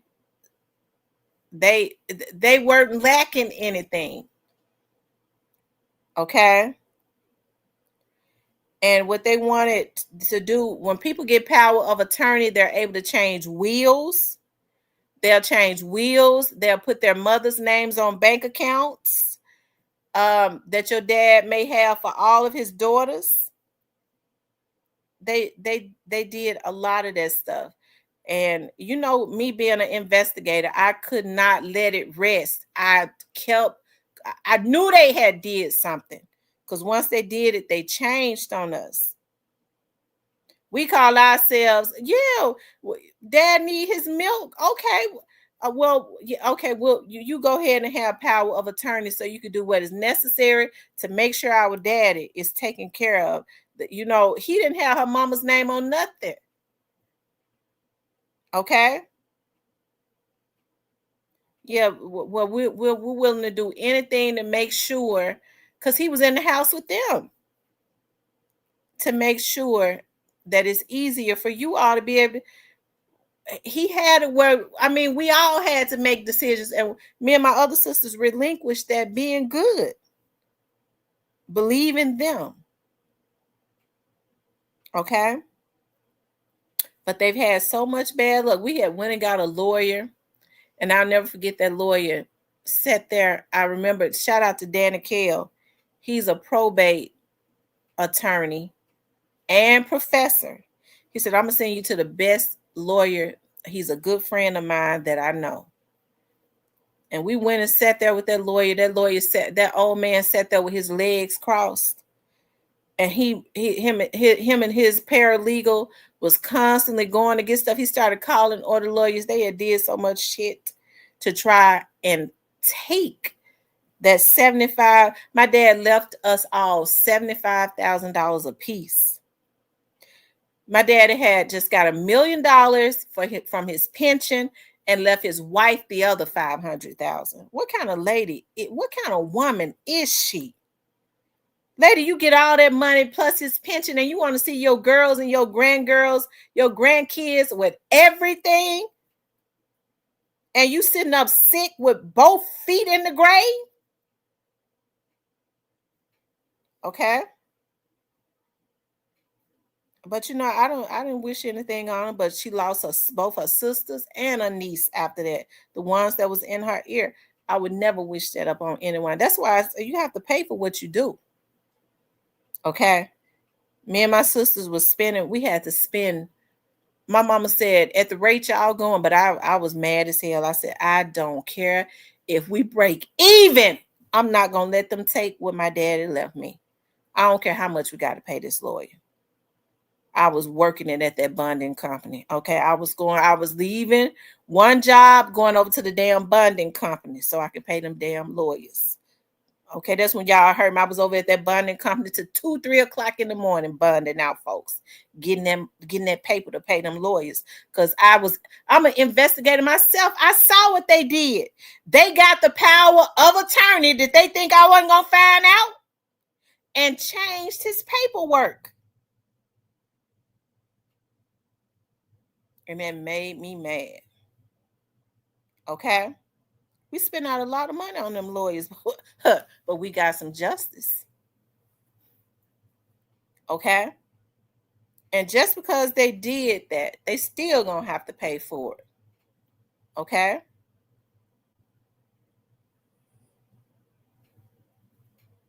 Hey, Miss D.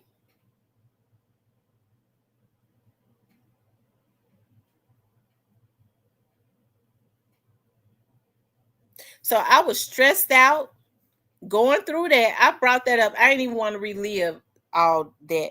Okay, but I got through it. My little sister was like, just let them have it. Just let them have it. I said, no, we can't roll over. I can't go find out something. It'd be different if we couldn't find it. But I went and found and saw what they did. I couldn't let it go.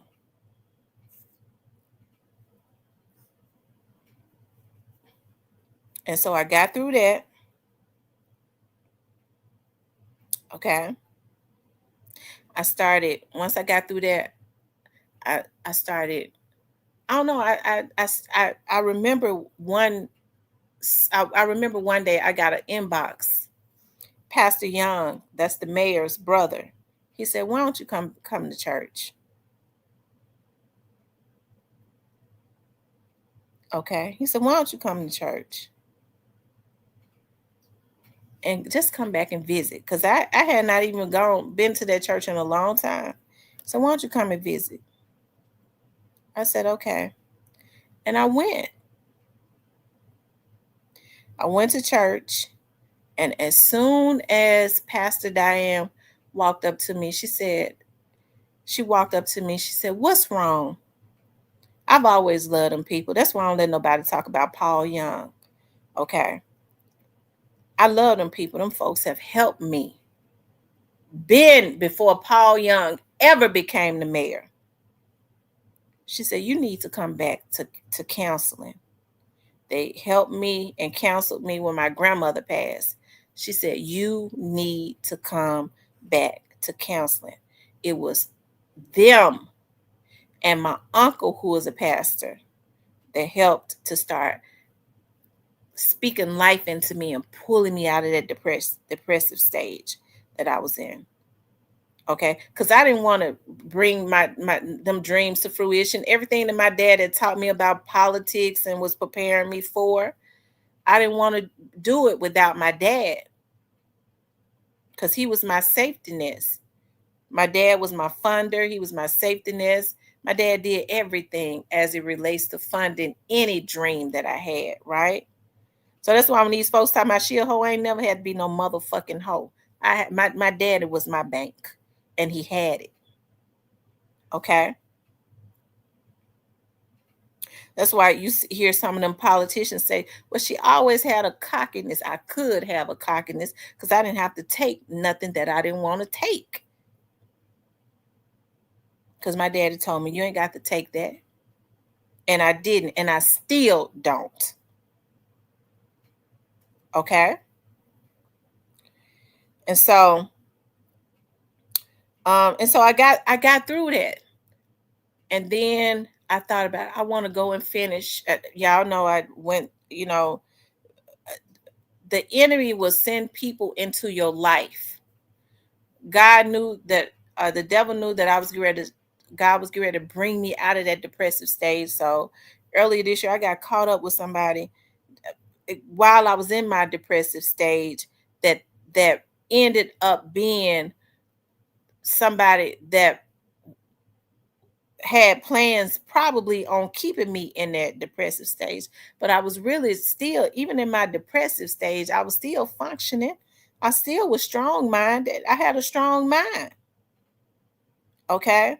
And so when people can't use you, what they'll do is they'll try to get up under you to try and put all the dirt they think they can find on you. Okay. To try to keep you in that depressive stage, like they're going to shame you or something. I ain't shame of shit. Okay. Because I ain't got no damn paperwork and shit out there on me being an abuser and abusing kids and shit like that. I don't. Never have. But you don't hear me talking about folks like that, right? I got a whole lot of stones that I could throw, but I ain't thrown them yet. It ain't worth it. It ain't worth it. All people want you to do is jump down off of your high horse to get in the slop with them. Okay? To throw tomatoes. I can't do that. I can't jump down off my horse. For a lot of these folks, they ain't worth it. I ain't got nothing to gain. They got everything to gain. Not me. Okay? And so I got through that. God got me through it. I started doing my daily affirmations. I've been the happiest I ever been. I'd be so happy to get up and go to my classes. I'd be so happy to do my counseling classes, my grieving classes. Okay. I'm so happy I'm back in school. I'm so happy. Okay. And everything just falls in my lap. I can't miss. I got people that truly pray for me. You know when you got people really praying for you, because you get breakthrough after breakthrough after breakthrough after breakthrough after blessing. Okay. And so I have been going back and forth with, reintroducing my dad's organization and writing down all the plans. So I called a young lady that's really good with doing events and stuff for nonprofits. And I was like, well, how much will you charge me to kind of help me? Because I got a habit of doing everything by myself, because I really want to bring it to fruit. I really want to go on and do it in December. And she was like, I won't charge you a dime. Okay. I was like, dog, I need a caterer. Diane has agreed to be the caterer. Okay. But of course,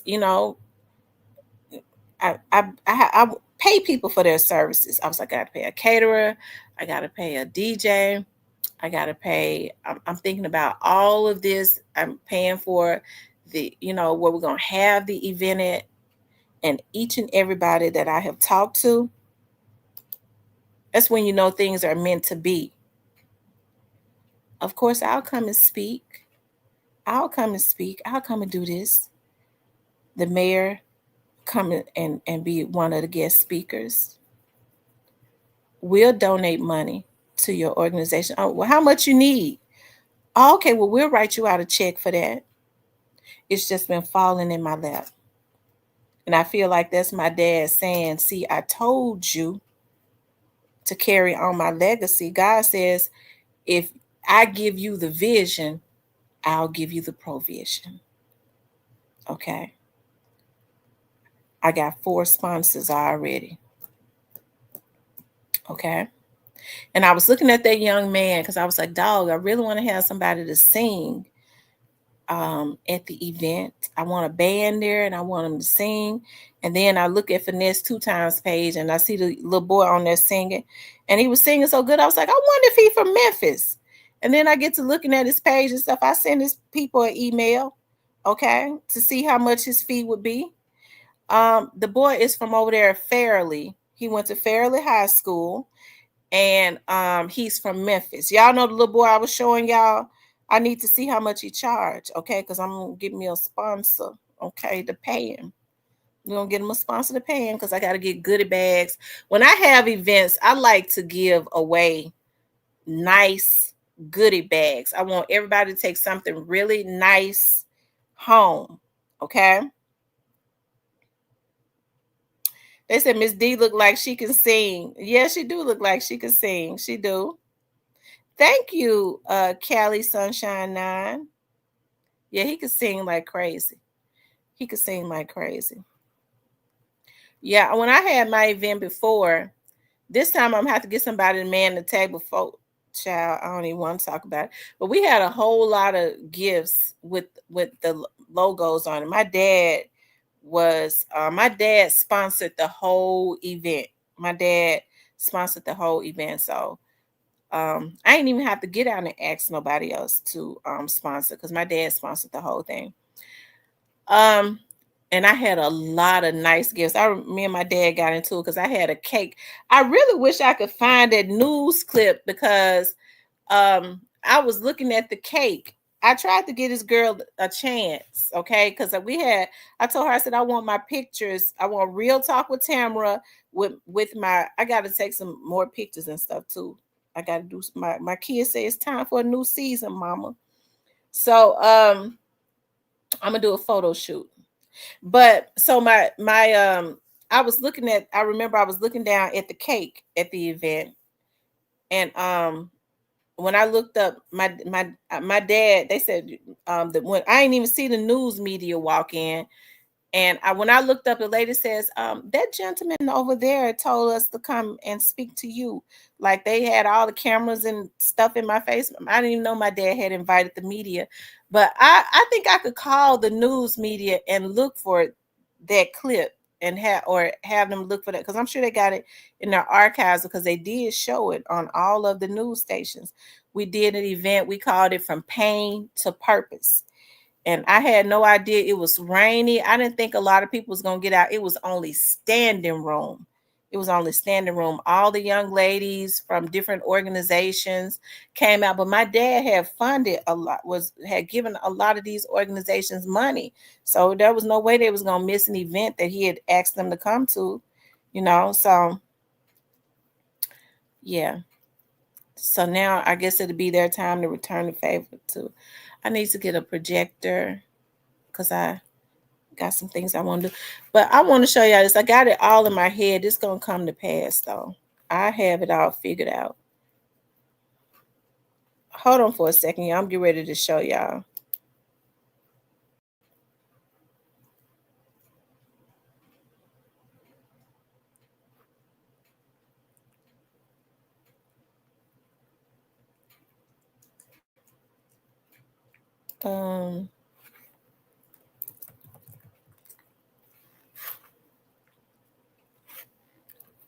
Hold on, what they call him? Big Father.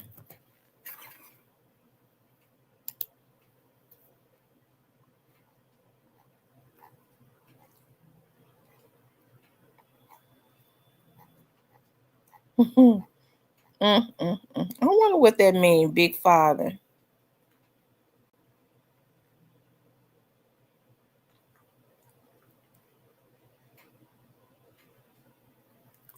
Cypress. I told you your I told you your God was down bad. Look at him. Look at him how he looked, how ugly he looked. I told y'all he was down bad. My old head put the 12 on me.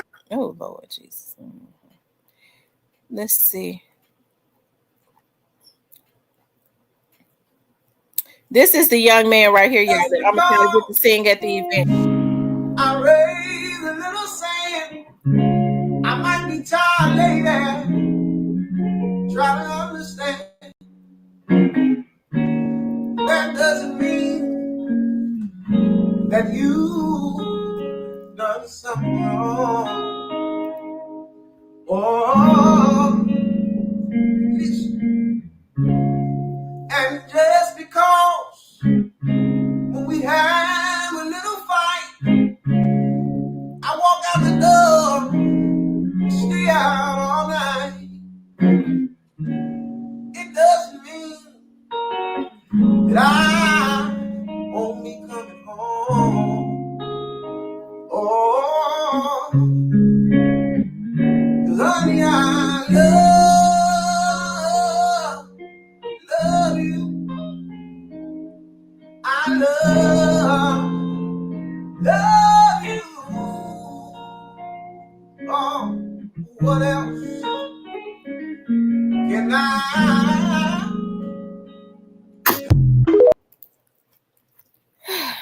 I sent his folks an email. They ain't responded back. So they said if you want to inquire about booking, I'm trying to see how much he charged. Yeah, how much should a person like that charge? How much do you would be a good price? Y'all tell me what would be a good price to have him to come. And I mean, he have to do more than one song. Like he have to, most events go on for 2 hours. So he'll need to be there and he need to be singing.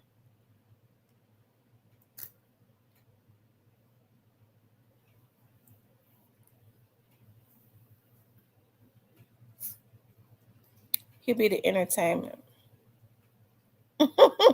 She said, "You better sing, bro." He from out of Memphis. He went to Fairleigh. A love offering. Really? How? I wonder how much. Like I sent his booking people an email to see how much he charged. When I found out he was in Memphis, I really wanted to make sure he came and sang. I put him in front of some real money people that could probably help his career. But of course, I'll pay him. I don't be wanting nobody to do nothing for free because I don't work for free either.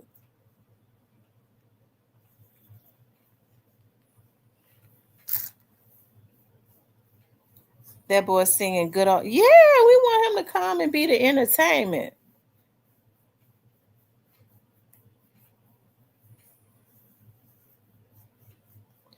I get listen, they have to have their own microphones and stuff because they have to bring all of that because I don't know nothing about that. I'm not buying no microphones, and where we gonna be at ain't got no microphones either.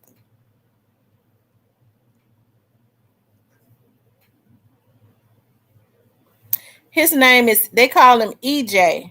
That's his name, EJ. He from out of Memphis. I saw where he went to Fairleigh High School. So he live around that area that my family is from, like around the Tulane, Shane Lane, Berta, Neely area.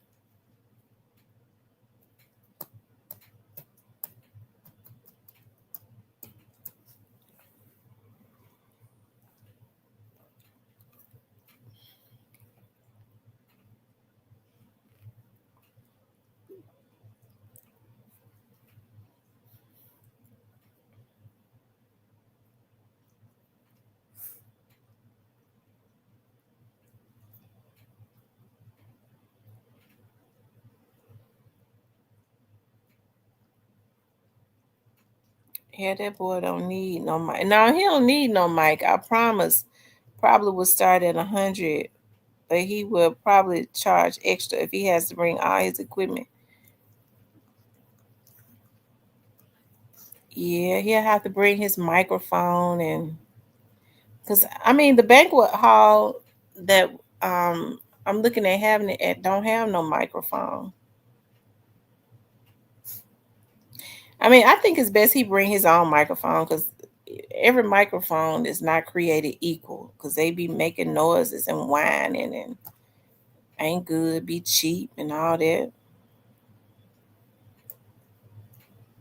I hope the Memphis hype man doesn't crash the event. I like him. We pay our conservatory students 100 to 200 an hour depending on skill level. So having to hire a band with him 1,500.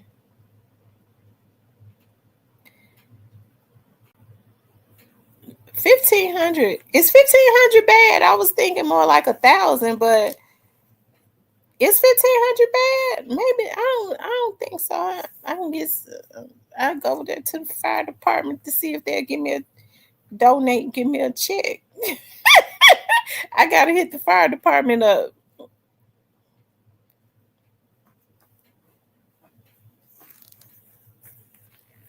The fire department is good about supporting events.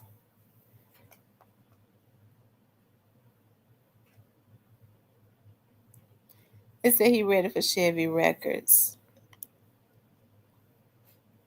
1,000.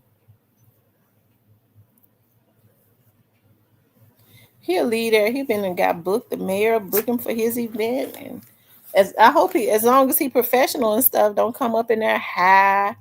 People like professionalism. Get high when you leave.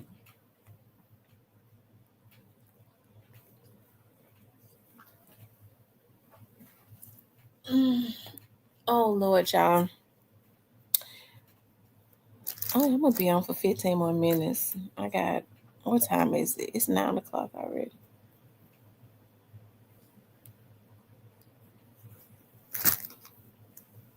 The DJ will probably have a mic and speakers. Okay. Yeah, he probably got his own DJ. Or well, I'm trying to think. So do I need to have a DJ and a singer? Or does he have his own DJ? Or do I need to have a DJ? Because in my event the last time I didn't have no DJ. Or did I have a DJ? Oh, I didn't have a DJ.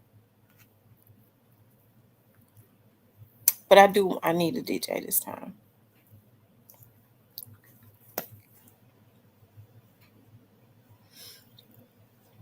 I need to have somebody I have my cousins to work the bar. Well, no, I would need a DJ to MC. Now, y'all, who's a good DJ? Who who do y'all think a good DJ is?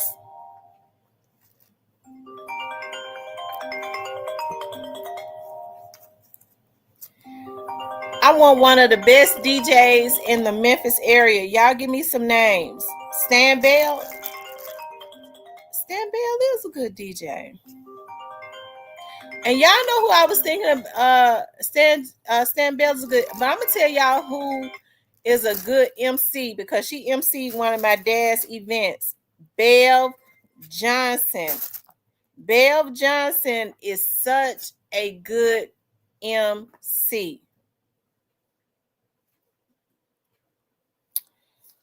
And she don't and her she's really good with helping nonprofits. Her prices are not astronomical.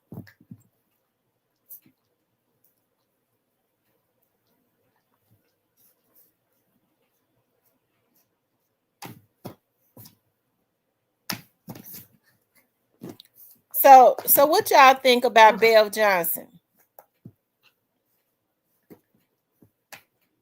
So y'all think Stan Bell would be better than Bev for MCing?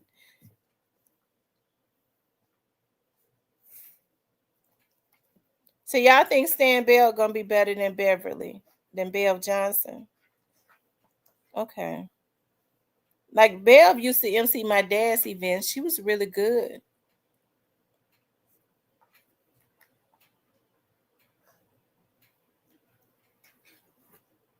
Stan the man.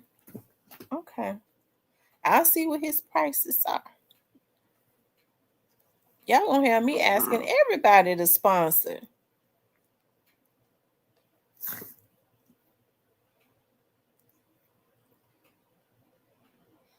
Okay, so who is a good DJ from out of Memphis? I don't want no damn DJ that I got to worry about somebody waiting on him when we walk out. Yeah, we got his location. I don't want that. I don't want no DJ that's gang affiliated now. Shit. Y'all, who's the best DJ in Memphis? And how much do DJs normally charge? DJ One Love. How much do DJs normally charge? See, if my dad was alive, he'll handle all this. I wouldn't even have to deal with it.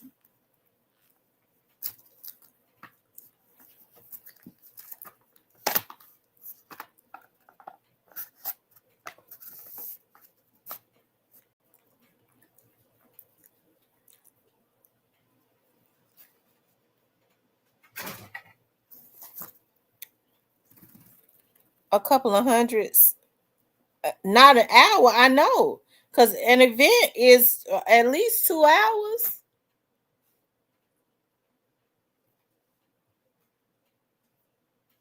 How about 100 an hour for 2 hours? That's $200. Or hit me with a flat fee. I like flat fees. I don't like hourly fees.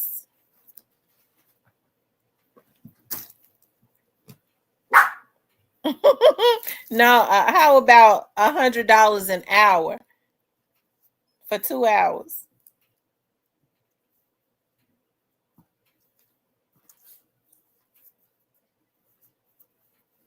Let me see if I can pull. Y'all say DJ One Love. Let me pull up DJ One Love. Let me see how. I have to see. I be having to feel people. DJ One Love. One Love. Oh, he came right up. DJ One Love. I'm already following him.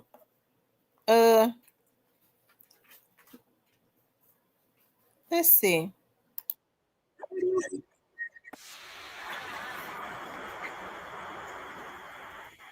Yeah. Look, go on now before y'all piss me off.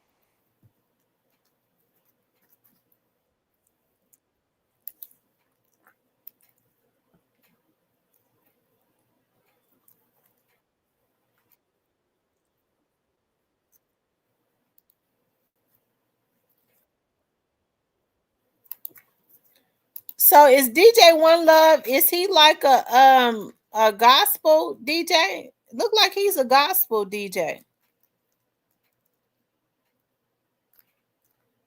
Stan Bill, aka Stan the Man. Let's see. DJ Superman. Yeah, what about DJ Spanish Fly? I grew up. He grew up in. He was older than us, but he lived in Clementine. He lived right across the way from us, Antonio. Y'all think his stuff too old? What y'all think? What y'all think about DJ Spanish Fly? Or do he just play old stuff? He said you want the best, you got to pay 200 an hour. Well, how about 100 an hour? Is DJ Just Born from Memphis?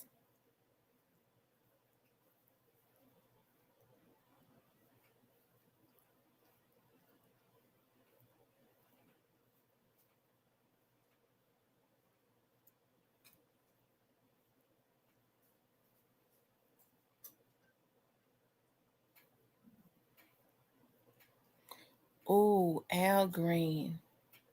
Yes, I am. I wish I could get Al Green to do a selection. A gospel. I bet he would do it if I said gospel. If I said gospel, he would do it. He don't be want to be at no events doing soul stuff. He said he would be wanting people to respect him as a reverend, even though he still do concerts and sing love and happiness. Um,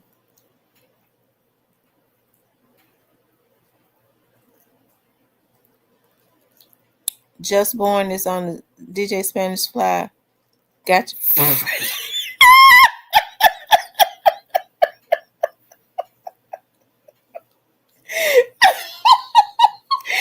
Has anybody seen?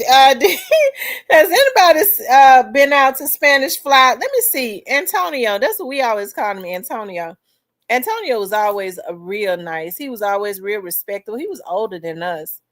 DJ Spanish Fly. Antonio will do it for 100 an hour. But I need to know if Antonio is a good DJ. I mean, I know he's a good DJ, but what kind of songs do he play?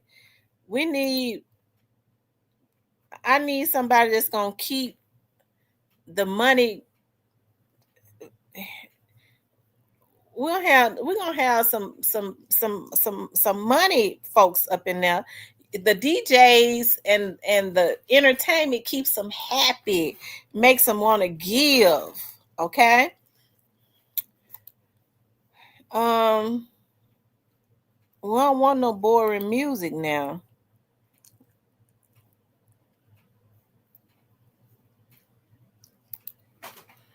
Let's see.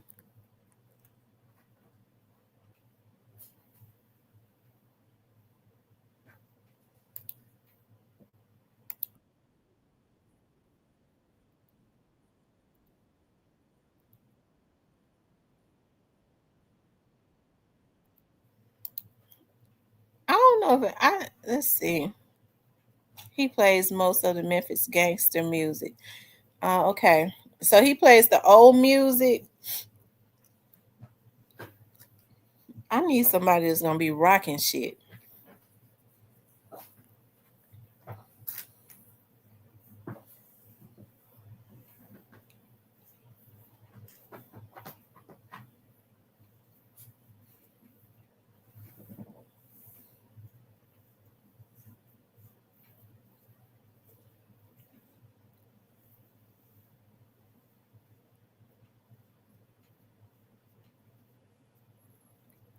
I hear a lot of people talk about DJ Just Born. That DJ Just Born is real good. Y'all think DJ Just Born to play a lot of up to date music? It's hard for me to believe Antonio's still just playing old music. Hold on, DJ Spanish Fly. Get back. Get back. Move.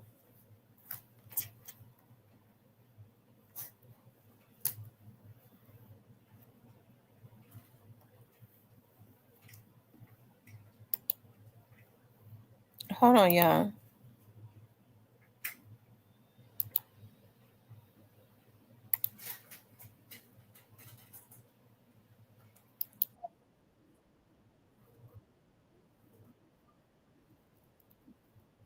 I told y'all Antonio was a real nice guy.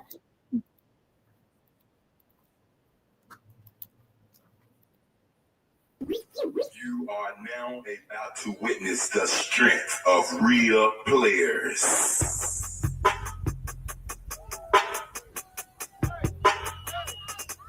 Let's go, let's go.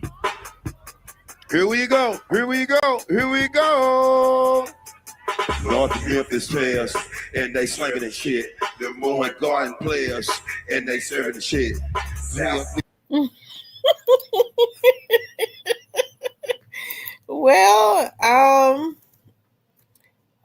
Well, well, y'all think he got some new records to play? DJ Superman at 107 is accessible. He would do a flat rate. DJ Superman, let me pull him up.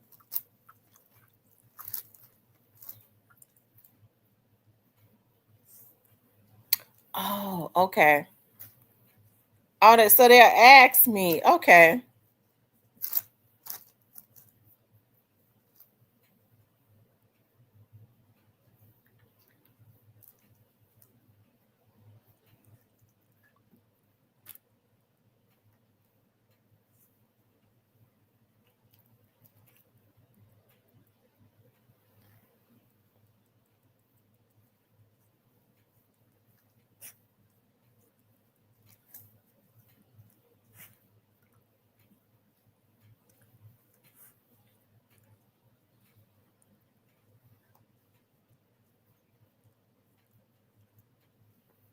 Okay.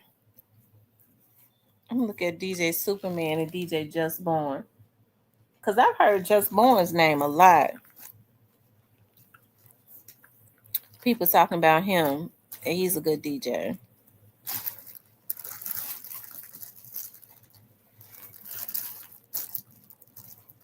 I still want that young man to sing.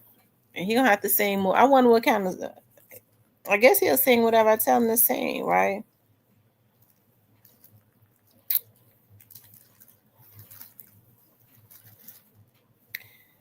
Anyway, y'all, I'm gonna get off of here because I got some things I gotta do. I have some things I gotta do. So we'll resume this conversation because I need y'all to help me with deciding on some people. So we'll resume this tomorrow. Anyways, you guys, I enjoyed you all tonight. Let me say a prayer before I get off of here. Dear God, I just thank you for everyone that was on this live that have good intentions. No weapon formed against any of us or our family shall prosper. Any lying tongue, any evil thoughts that rise up against us will be condemned. Dear God, I just thank you right now.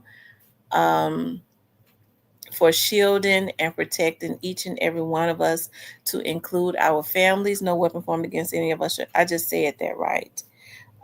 Any evil thoughts, any evil words, any spells that were spoken out against any of us that mean well and or our families, we reverse the curse and send it back to the sender, and may it manifest in their very own lives in less than 30 days. Yeah, I'm getting ready to get out of here. It's early enough for you to come on. It's early enough for you to go and crank up a live, Hitter. I know you probably just getting home. You need to go and crank up a live. I'm getting ready to get out.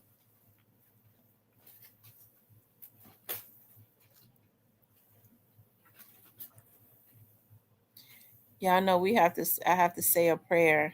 I ask God to shield and protect, and we put on the whole armor of God. Okay? We put on the whole armor of God, and we ask God to send the warring angels to protect our family members from any spells or even any evil thoughts, any evil words that may have been spoken out against us. We send it back to the sender.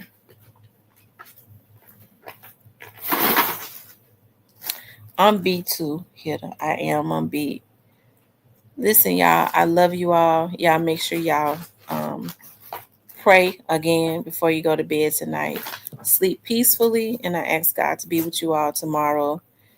As you all leave and go to work, may each and every one of us make it back, and our families, to our homes just as we left, and that is in one piece. I love you all. It has been a pleasure. I'll talk to you later.